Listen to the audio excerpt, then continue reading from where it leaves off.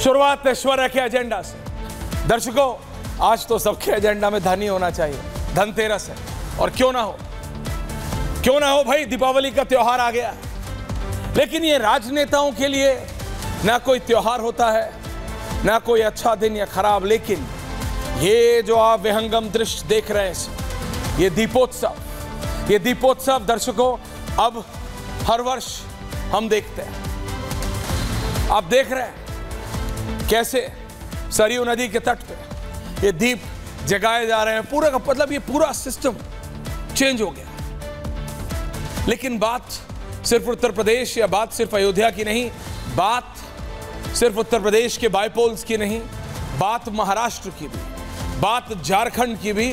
क्योंकि दर्शकों, जो आज की तारीख में इस समय दो ही लोग पॉपुलर हैं, एक Lawrence Bishnoi, for all the very different reasons by the way, and Lawrence Bishnoi भी महाराष्ट्र से कनेक्शन है। और दूसरा, सब जानना चाहते हैं कि आखिरकार ये लॉरेंस बिश्नोई जेल से बड़े बड़े लोगों को मार कैसे देता है। जेल में बैठा ये 30-32 वर्ष का लड़का या गैंगस्टर, क्या कनेक्शन है इसका कि बी गैंग डी गैंग के ऊपर बढ़ गया है। और दूसरा सवाल ये, विच आर कंप्लीटली डिस्कनेक्टेड, कि भाई आखिरकार महाराष्ट्र का अगला मुख्यमंत्री होगा कौन।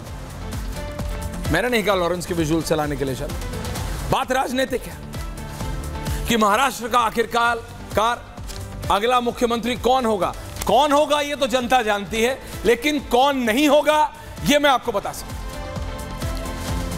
देखिए, यह बात साफ होनी चाहिए कि भारतीय जनता पार्टी एनडीए की तरह आगे बढ़ रही है महाराष्ट्र के इलेक्शन में।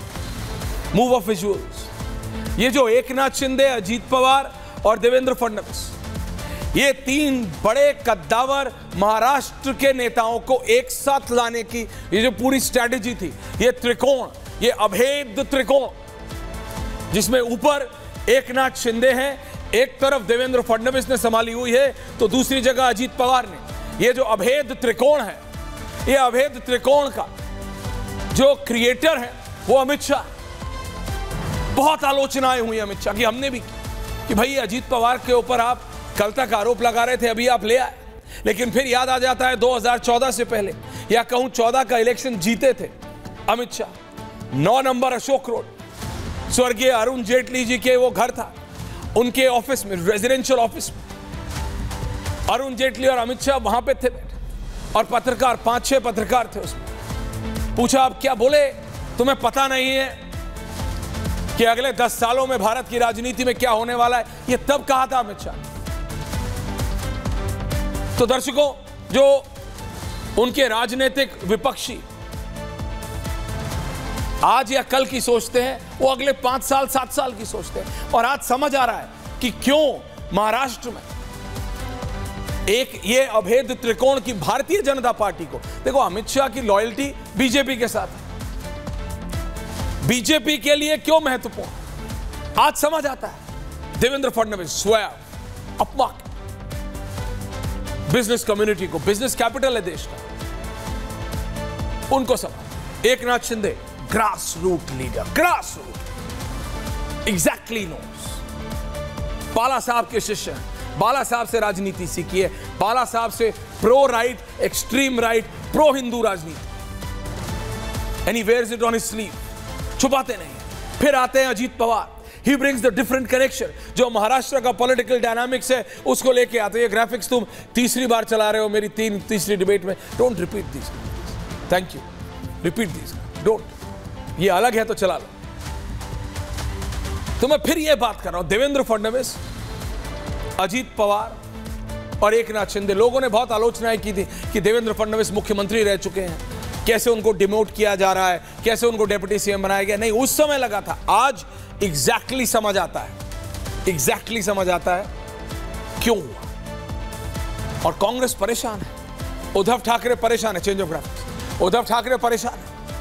उद्धव ठाकरे समझ नहीं पा रहे कि आखिरकार हो क्या। मैं आपको एक बहुत छोटा सा एग्जांपल देता हूं। उद्धव ठाकरे जी के सुपुत्र बाला साहब, स्वर्गीय बाला साहब के पोते आदित्य ठाकरे, उनके खिलाफ पॉलिटिकल ट्रम्प है साहब, पॉलिटिकल स्ट्रोक्स होते हैं, सब पॉलिटिकल डिसीजन होते हैं। आदित्य ठाकरे के खिलाफ किसको खड़ा किया, एकनाथ शिंदे ने या फिर बीजेपी?